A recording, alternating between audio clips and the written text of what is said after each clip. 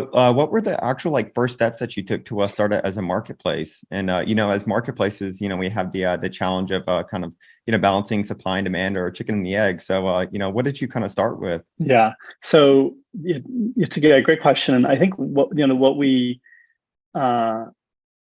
tried to do basically early on is just fix one side of the marketplace, like just make it work. And so in the very, very early days, actually, Kevin and I were the only two tutors.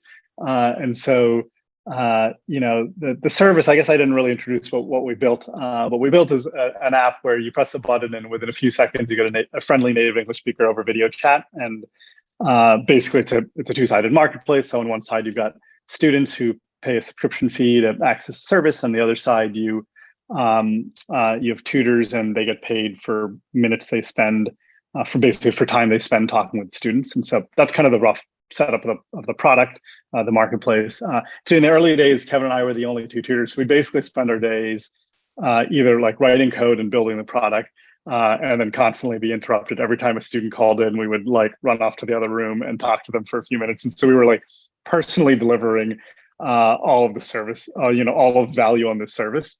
Obviously, like we both lived in San Francisco, and we slept roughly the same hours. And it turns out, those hours when we're sleeping, a lot of people, in different parts of the world are waking up and wanting to practice their English. And so it was pretty broken. Like it didn't work great, but I think it was still like a really valuable thing for us to do because,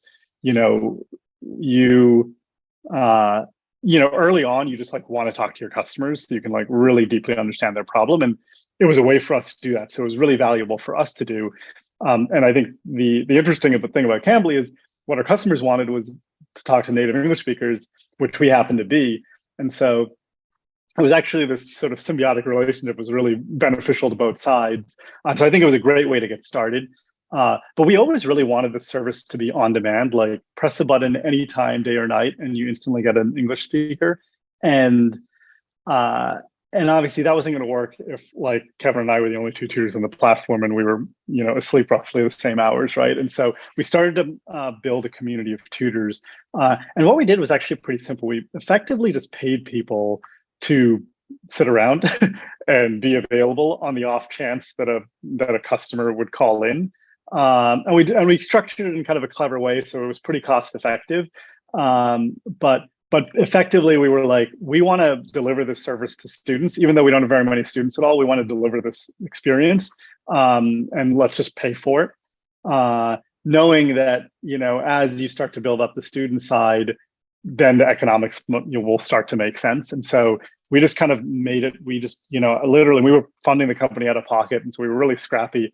But I would tell friends, I'm like, oh yeah, like try Cambly out. Like I'm literally paying someone right now to sit around and wait for you to call in just so the thing works. And so I think it was a great way to like sort of hack it so we could get the product, the core product working, and then we could start to learn about how students valued that kind of service.